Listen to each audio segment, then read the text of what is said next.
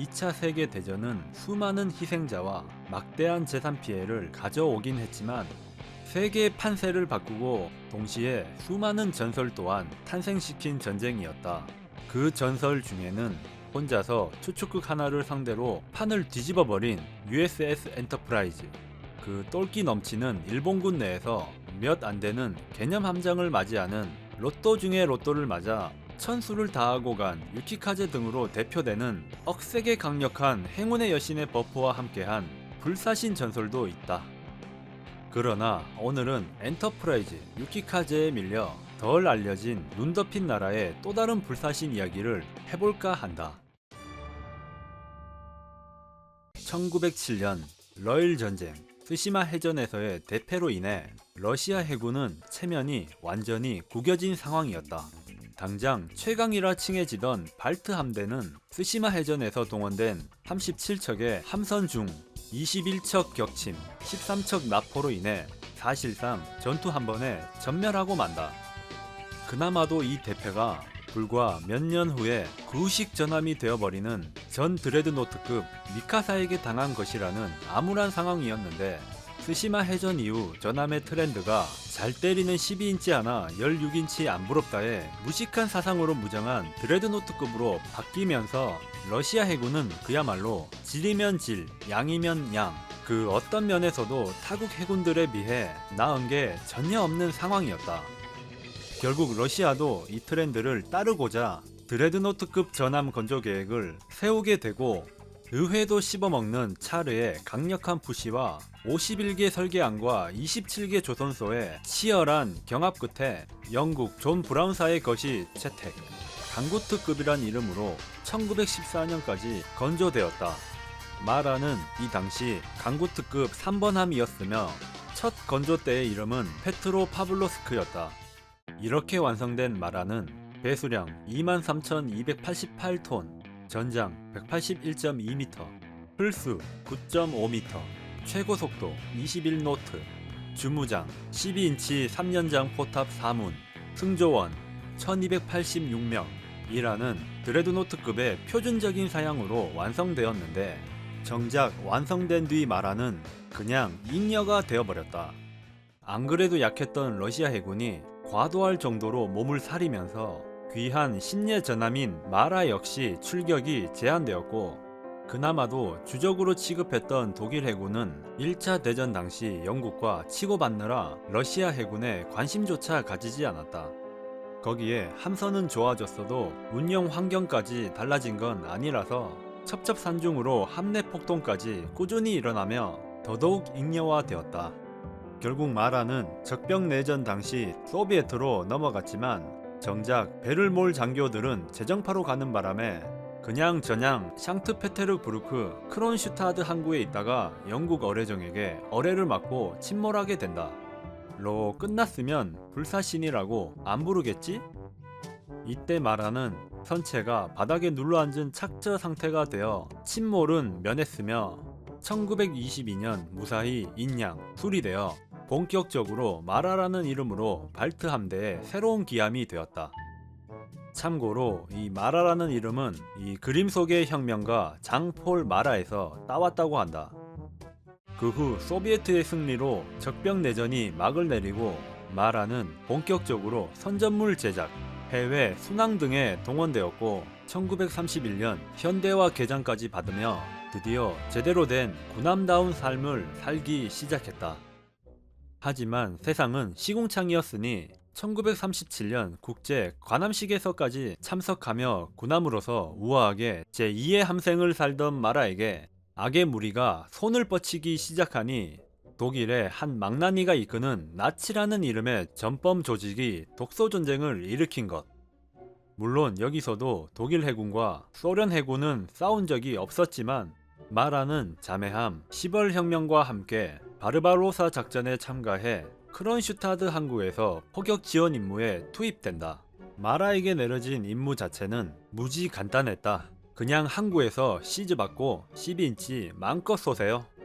하지만 이걸 맞는 독일 입장에서는 이게 진짜 골 때리는 상황으로 다가왔는데, 12인치 함포는 당시 슈퍼 드레드노트급에 달리던 16인치 같은 괴물 같은 구경의 함포들에게는 밀렸으나 육상으로 가면 이거만큼 포격에 좋은 무기가 없었다.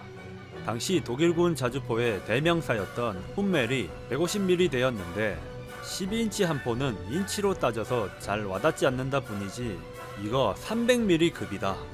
거기에 이게 전문화된 다수의 운영 요원과 12문 탑재 전함이라는 대형 플랫폼과 맞물리면 구경발로 밀어붙이는 300mm급 화력이 그야말로 강철의 비처럼 쏟아지는 장관이 벌어진다는 소리. 결국 독일군은 마라를 레닌그라드 공략의 장애물로 인식하여 슈트카 편대를 통한 극강화 폭격으로 침몰시키려 했으나 이게 또 바다 한가운데가 아니라 천문에 달하는 초고밀도 방공망을 지닌 군항에서 쏴제끼는 상황이었던지라 어지간한 폭격으로는 이도 안 들어가는 상황이 벌어진 것. 여기에 제대로 빡친 독일군은 슈트카 슈퍼 에이스 소련 인민의 적이자 진성 나치인 한스 울리 루델과 오직 마라 하나만을 위해 특수 제작한 1.4톤 대형 폭탄까지 동원해 급강화 폭격 작전을 개시했고, 이 1.4톤 폭탄은 루델의 싱컨을 등에 업고 성공적으로 마라에게 배달되어 1번 포탑을 포함한 함수와 함교가 그야말로 싸그리 날아가 버리면서 가라앉아서 침몰 했어야 정상이었는데, 이게 또 천운이 따른 것이 마라가 있던 지역의 수심이 낮아가지고 가라앉다 말고 또 바닥에 눌러앉아 버렸다. 이게 벌써 두 번째다. 이건 마치 그분... 아무튼 착지한 상태에서도 마라의 3, 4번 포탑은 희한하게 정상 작동했고, 수리를 하니 2번 포탑마저도 무사히 작동하는 바람에 마라는 바닥에 앉은 채 계속 12인치를 독일군에게 뿌려댔다. 침몰시켜도 전투력이 거의 그대로인 마라의 어이없는 활약에 감명을 받은 독일도 비스마르크급 2번함 티르피츠로 알박기를 하려 했으나 불행히도 독일의 상대는 기행의 나라 영국이었고, 독일의 1.4톤 폭탄과는 클래스가 다르게 노는 홍차국산 5톤급 지진폭탄 톨보이 때문에 원래라면 침몰해도 바닥에 착지하는 깊이라서 티르피츠도 마라처럼 불침함 전설을 찍을 뻔했으나 계산을 벗어나는 위력의 톨보이 때문에 땅바닥이 푹 파여서 수심이 더 깊어지는 바람에 그대로 뒤집어진 걸 보면 독일 입장에서는 진짜 눈물 날 따름이다. 슈트카 공습으로 착지한 후 배로소의 기능은 상실했지만 공격력은 살아있던 마라는 1943년 해군에서 격침 판정을 받고 제적되었으나 실제로는 콘크리트 갑옷을 두르고 12인치 고정포대가 되어 1944년 레닌그라드가 해방되는 그날까지 2000발에 가까운 12인치 불벼락을 독일군에게 선사하며 레닌그라드의 수호신이 되었다. 그리고 근성의 소련군은 1950년 마라를 한 번 더 끌어내어 포격 훈련함으로 재등록하며 공식적으로 마라를 한 번 더 부활시킨다. 물론 함교를 포함한 앞부분은 없는 채로 지내면서 그냥 떠다니는 것에 의미를 두는 수준이었지만, 어찌되었건 마라는 전함 미카사의 최후처럼 콘크리트로 구조물화된 것이 아닌 엄연한 함선으로서 생애 마지막을 보내게 되었으며, 이렇게 훈련함으로 떠다니던 마라는 1953년에서야 드디어 은퇴 판정을 받고 함선으로서 스크랩됨으로써 그 파란만장했던 삶의 마침표를 찍는다. 어찌 보면 마라는 전함으로서는 딱히 좋은 삶을 보낸 건 아니었다. 주무대인 해전에서 이렇다 할 활약을 한 것도 아니고 애초에 해전 자체도 뛴 적이 없었기 때문. 하지만 함수가 무너지고 배로서의 기능을 상실한 상황에서도 그 어떤 형태로서도 끝까지 살아남아 조국을 도왔으며, 전쟁이 끝나고 삶을 마치는 그 순간까지 마라는 조국을 위한 봉사를 실천했다. 일본군이 그토록 자랑하던 전함 야마토가 아군에게조차 야마토 호텔이란 조롱을 받으며 전쟁 내내 안전한 곳에만 짱박혀 있다가 지들이 그렇게 운운하던 함대 결전은 고사하고 오키나와 해변에서 자침시켜 마라처럼 고정포대 노릇하러 이동하던 중에 함재기 어뢰 처맞고 용궁행위라는 사실상 자살이라고 밖에 할 말이 없는 상층부의 장렬한 삽질로 산화하면서 최후까지 육상포격 없음, 격침 함선 제로라는 덩치만 큰 깡통이 되어버린 것에 비교해보면 마라는 그야말로 최후까지 나라를 지킨다는 무기로서 가져야 할 본분을 다하고 사라진 충신이자 불사신이라고 할 수 있겠다.